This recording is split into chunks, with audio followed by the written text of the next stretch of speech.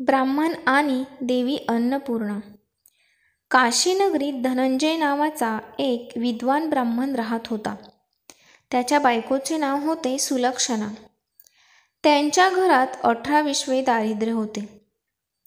एक दिवस बायको बोलल्यामुळे धनंजयला वाईट वाटले व त्याने शंकराची तपश्चर्या करावयाला सुरुवात केली. 3 दिवस गेल्यानंतर शंकराने त्याच्या कानाजवळ अन्नपूर्णा अन्नपूर्णा अन्नपूर्णा असे शब्द उच्चारले. त्याला त्याचा अर्थ कळला नाही, म्हणून त्याने पुन्हा तपश्चर्येला सुरुवात केली. तेव्हा शंकरांनी त्याला रात्री दृष्टांत दिला. मुला, तू पूर्व दिशेला जा, तुझे मनोरथ पूर्ण होतील. दुसऱ्या दिवशी तो पूर्वेकडे निघाला. बरेच दिवस गेल्यावर एका पौर्णिमेच्या रात्री तो सरोवराजवळ पोहोचला. तिथं हजारो सुंदर अप्सरा एक व्रत करीत असलेल्या त्याला दिसल्या. त्याने त्यांना विचारले, हे तुम्ही काय करता? अप्सरा म्हणाल्या, आम्ही अन्नपूर्णेचे व्रत करीत आहोत. हे व्रत कोणीही करू शकतो. 21 दिवसांसाठी 21 गाठी असलेला दोरा घ्यावा, 21 दिवस उपवास करावा, 21 दिवस जमत नसल्यास 1 दिवस तरी उपवास करावा आणि हे सुद्धा शक्य नसेल तर कहाणी ऐकून प्रसाद भक्षण करावा.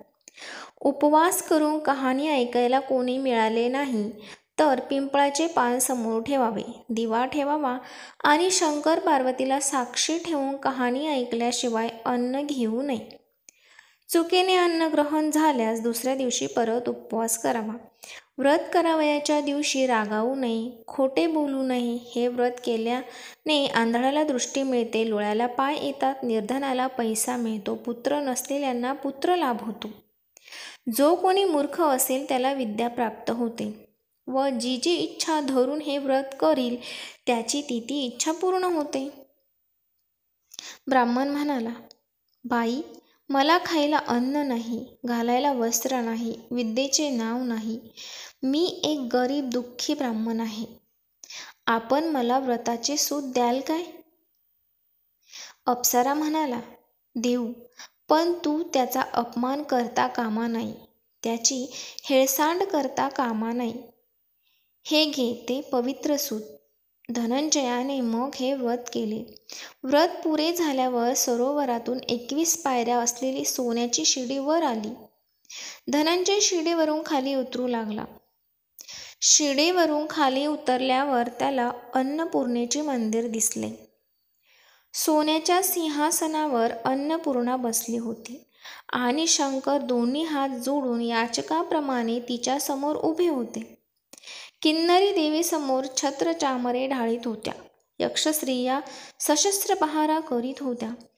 ते पाहून आश्चर्यचकित झालेला धनंजय पुढे गेला आणि त्याने माता अन्नपूर्णेचे पाय धरले. देवी हसून म्हणाली, वत्सा धनंजया, तू माझे व्रत केले आहेस. मी तुझ्यावर प्रसन्न झाले आहे. तू सुखी होशील. सारे जग तुझी वाहवा करील. तुला काही कमी पडणार नाही. देवीने आपला वरदहस्त धनंजयाच्या डोक्यावर ठेवला. त्याबरोबर विद्यादेवी त्याच्या जिव्हेवर नाचू लागली. त्याला अत्यानंद झाला. त्यानेच त्याला मूर्छा आली. शुद्धीवर येऊन पाहतो तो आपण काशी विश्वेश्वराच्या मंदिरात आहोत असे त्याला आढळून आले. तो घरी गेला. सर्व हकीकत बायकोला सांगितली. मातेच्या आशीर्वादाने त्याच्या घरी भरभरून संपत्ती येऊ लागली. त्याचे दुःख दारिद्र्य दूर झाले. त्याचा मान सन्मान वाढला. त्याचे नातेवाईक त्याला मान देऊ लागले. पुढे बायकोला मूल होत नाही म्हणून त्याने दुसरे लग्न केले आणि तो निराळे घर बांधून राहू लागला. एके दिवशी सुलक्षणा आपल्या नवऱ्याला म्हणाली, महाराज, आपल्याशी माझे एकच मागणे आहे. आपणाला हे वैभव आणि सुख मिळाले आहे ते अन्नपूर्णेच्या प्रसादाने मिळाले आहे, तरी आपण तिचे व्रत सोडू नये. तिचे बोलणे ऐकून तो तिच्या समोर व्रत करण्यास बसला. दुसरीला त्यातले काहीच माहीत नव्हते. ती आपल्या नवऱ्याची वाट पाहत बसली. 1 दिवस गेला, 2 दिवस झाले, असे 18 दिवस झाले तरी धनंजय परतला नाही. शेवटी तिला समजले की आपला नवरा आपल्या सवतीकडे गेला आहे. तो तिच्याकडे 18 दिवस राहिला आहे. तिच्या अंगाचा तिळपापड झाला. ती रागाने लाल होऊन तेथे गेली आणि तिने धनंजयाची बकोटी धरून त्याला घरी आणले. व्रताचे अजून 3 दिवस शिल्लक होते. घरी आल्यावर धनंजय रात्री झोपी गेला. बायकोला त्याच्या हातात असलेला दोरा दिसला. तिने तो तोडला आणि चुलीत जाळून टाकला. अन्नपूर्णा कोपली. त्यामुळे धनंजयाचे घर सामानासुमानासकट जळून भस्म झाले. सुलक्षणा समजली की हा देवीचा कोप आहे. तिने धनंजयाला आपल्या घरी बोलावले. सवत मात्र आपल्या माहेरी निघून गेली.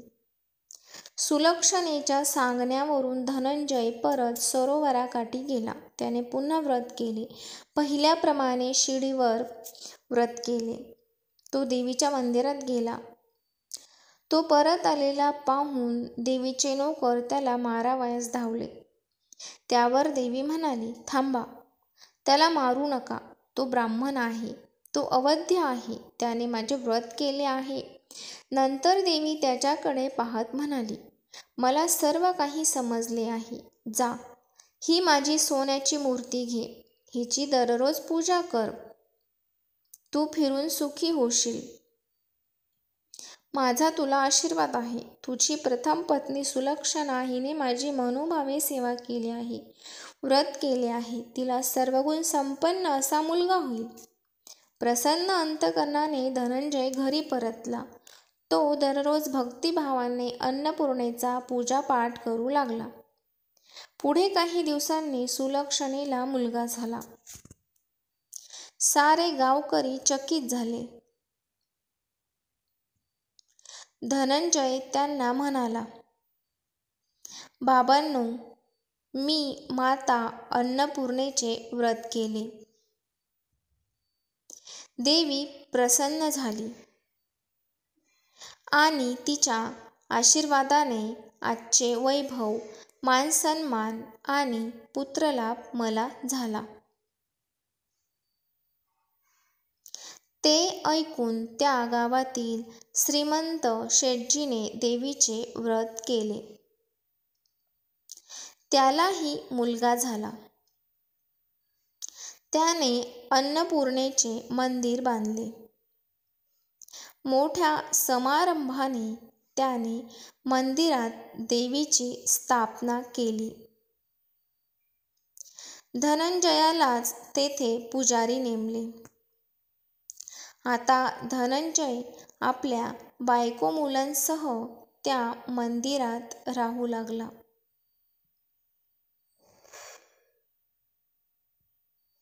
त्याला खूप धनदौलत मिळू लागली.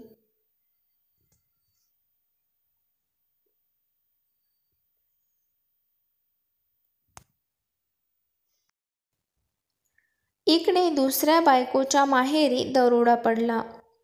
सर्व घरदार चोरांनी लुटून नेले. तिला पोटासाठी दारोदार भीक मागावी लागली. तिच्या अन्नान्नदशेची हकीकत सुलक्षणेच्या कानावर आली. तिने तिला घरी आणले. नाऊ माखू घालून चांगले कपडे दिले आणि तिला आपल्याजवळ ठेवून घेतले. मातेच्या कृपाप्रसादाने धनंजय, सुलक्षणा आणि त्यांचा मुलगा यांना सुख आणि मानमान्यता मिळाली. ती सर्व सुखी झाली. तसे सुख आपणा सर्वांना देवीच्या कृपाप्रसादाने मिळो. तात्पर्य हेच की आपण जशी करणी करतो तसेच फळ आपल्याला मिळते. आपण चांगले कर्म केले तर चांगले फळ मिळते आणि वाईट कर्म केले तर त्याचे फळ दुःख, दारिद्र्य, नाना तऱ्हेच्या व्याधी उपाधींनी भोगावे लागते.